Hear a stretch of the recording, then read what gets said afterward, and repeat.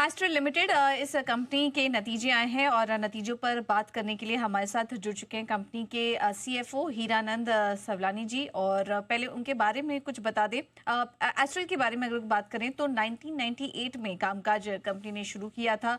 देश में plastic pipe की दिग्गज निर्माता है और 31 से ज़्यादा देशों को ये एक्सपोर्ट भी करती है। तो ये रहा कंपनी के बारे में। और हमारे साथ इस वक्त हीरानंद सावलानी जी भी मौजूद हैं। इन्होंने बीकॉम, सीए, सीएमए और एलएलबी किया है और इसके अलावा गोल्ड मेडलिस्ट और all India ranker chartered accountant हैं। 26 सालों से ज़्यादा का अनुभव है। सर, बहुत बहुत स्वागत है आपका शो में। एस्ट्रल लिमिटेड के नतीजों की इस बार बात करें तो थोड़ी कमज़ोर नंबर्स देखने को मिले हैं ऑपरेशनली फ्रंट पर, स्पेशली अगर बात करें तो। और आपका कहना भी है कि इस बार पॉलीमर इंडस्ट्रीज़ में डिमांड सिनेरियो भी थोड़ा कमज़ोर नज़र आ रहा है। सर, क्या कुछ वजह आप देख रहे हैं जिसकी वजह से डिमांड आपको वीक नज़र आ रही है? देखो, ओवरऑल डिमांड काफी वीक था ये क्वार्टर के अंदर। पिछले 2-3 क्वार्टर से एक तो गवर्नमेंट का स्पेंडिंग रिड्यूस हो गया है। दूसरी बात देखें तो कंस्ट्रक्शन एक्टिविटी भी थोड़ी, ये बार मानसून थोड़ा प्री हो गया तो उसकी वजह से अफेक्टेड हुई है। तो उसकी वजह से ओवरऑल डिमांड सिनेरियो थोड़ा वीक है। बट ये इंडस्ट्री में हर 3-4 साल में थोड़ा फेज आता है जिसके अंदर थोड़ी डिमांड नीचे जाती है, फिर वापस पिकअप कर रही थी। तो हमको ऐसा लग रहा है कि अभी कमिंग टाइम के अंदर हमारा बेस भी सब इंडस्ट्री का काफी लो हो गया। अगर 3-4 क्वार्टर के अंदर देखोगे तो इंडस्ट्री फ्लैटिश ही है। तो इन दैट केस हमको लग रहा है कि अभी आगे के टाइम में काफी इंप्रूवमेंट आना चाहिए। जुलाई की शुरुआत तो काफी अच्छी हुई है कि जिसके अंदर हमारा 30% वॉल्यूम भी आया हुआ है। इवन एडेसिव बिजनेस के अंदर भी 30% ग्रोथ किया हुआ है। तो कहीं ना कहीं लग रहा है कि थोड़ा इंप्रूवमेंट तो आया हुआ है। हालांकि बेस लो होने की वजह से 30% ग्रोथ के नंबर को हम एक्स्ट्रापोलेट अभी नहीं कर सकते हैं।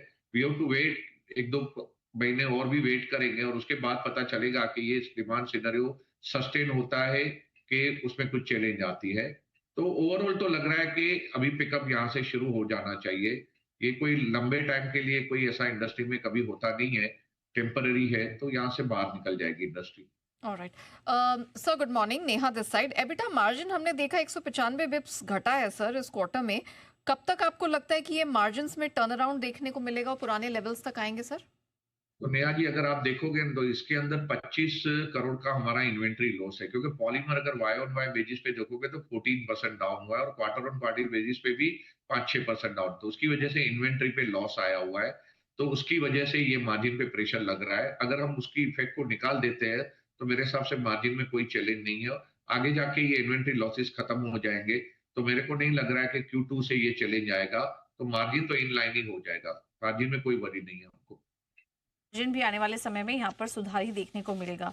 ऑलराइट। सर, आपके कुछ सेगमेंट में कमज़ोर प्रदर्शन हुआ है, जैसे कि पाइपिंग डिवीजन की बात करें तो, लेकिन कुछ सेगमेंट वहाँ पर अच्छा प्रदर्शन भी है। जैसे एडहेसिव कारोबार की बात करें, वहाँ पर ग्रोथ है। पेंट बिजनेस करीब 20% से ग्रो किया है आपका।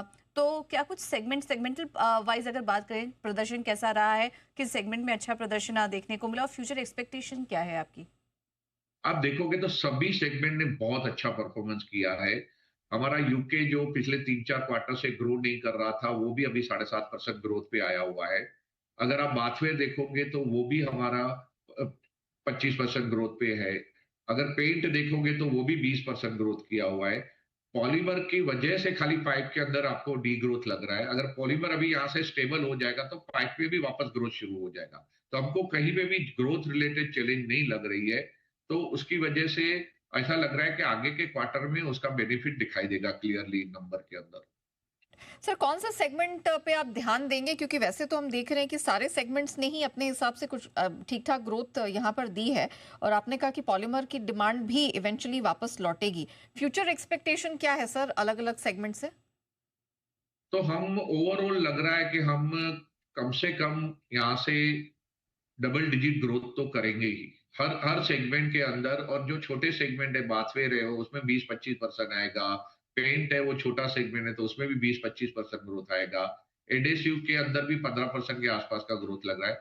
तो ओवरऑल एक बार पॉलीमर सेट हो जाएगा तो पॉलीमर मेन हमारा जो बिजनेस है, साइजेबल रेवेन्यू वहीं से आती है। तो उसके अंदर भी हमको लग रहा है कि हम लोग आराम से 10 से 15% तो ग्रोथ इजीली कर लेंगे। सर, हाल फिलहाल में आपने कुछ अपनी प्रोडक्शन कैपेसिटी में भी बढ़त की है और अल अजीज प्लास्टिक इसका भी अधिग्रहण किया है।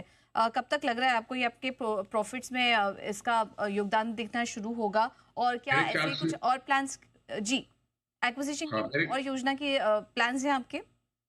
हम मेरे को लग रहा है कि अगले एक आध क्वार्टर के बाद अलाजीज में भी ग्रोथ शुरू हो जाएगा, क्योंकि अभी हम लोग रिस्ट्रक्चरिंग कर रहे हैं पूरे ऑर्गेनाइजेशन को, पूरी पूरी सिस्टम में चेंज हो रही है, पूरे सॉफ्टवेयर सब हमारे एस्टाल के हिसाब से डिजाइन हो रहे हैं वहां पे।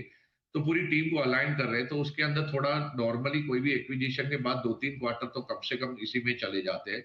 तो मेरे को लग रहा है कहीं ना कहीं एक आध 2 क्वार्टर के अंदर वहां पे भी अच्छा खासा ग्रोथ पिकअप हो जाएगा, क्योंकि इस कंपनी के पास गैस की भी अप्रूवल है, गैस के अंदर वेरी लिमिटेड कंपनियां हैं।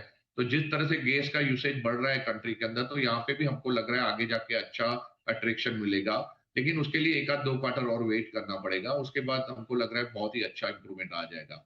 उस सबसे बड़ी बात यह है कि हमने अभी हमारा जो बैकवर्ड इंटीग्रेशन किया है, जो हमारा मेन पॉलीमर है सीपीवीसी, उसके अंदर हमने बैकवर्ड इंटीग्रेशन किया और हम लोग 120 करोड़ रुपए लगा के हम लोग खुद का रेजिन बनाने जा रहे हैं सीपीवीसी में। वहां से हमको एक्सपेक्टेशन बहुत ज्यादा है, क्योंकि आज की तारीख में इंडिया में भी जो माल मिल रहा है वो इतना स्टैंडर्ड क्वालिटी का नहीं मिल रहा है, तो हमने खुद का बैकवर्ड इंटीग्रेशन से हमको अच्छी क्वालिटी मेंटेन हो जाएगी।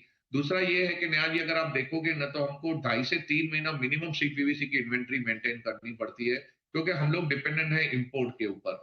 अगर हम खुद का ही बनाना चालू करेंगे तो वो 2.5-3 महीने की इन्वेंट्री रखने की भी जरूरत नहीं पड़ेगी। तो हमारा इतना सारा वर्किंग कैपिटल सेव हो रहा है, उसमें से हमारा प्लांट ही फ्री हो जाएगा।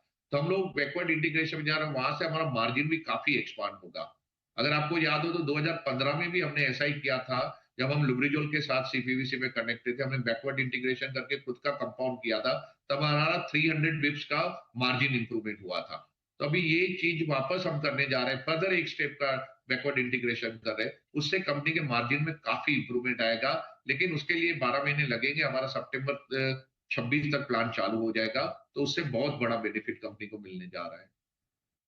क्या मार्जिन गाइडेंस रहेगा सर फिर 12 मंथ पर्सपेक्टिव से? हमने गाइडेंस दिया हुआ है कि हम नॉर्मली ओवरऑल कंपनी बेस पे 15 से 16% मिनिमम मार्जिन करेंगे, पाइप के अंदर 16 से 18% के बीच में मार्जिन करेंगे, और ये हम अभी भी कंटिन्यू रखेंगे, क्योंकि ये इन्वेंट्री लॉस की वजह से ये सिचुएशन हुई है, अदरवाइज मार्जिन में कोई प्रॉब्लम नहीं है। Alright mister Sawlani, thank you so much sir, नतीजों के बाद अपना समय हमें देने के लिए, पूरी एनालिसिस रखने के लिए और आगे की ग्रोथ गाइडेंस भी हमारे दर्शकों के सामने रखने के लिए आपका बहुत बहुत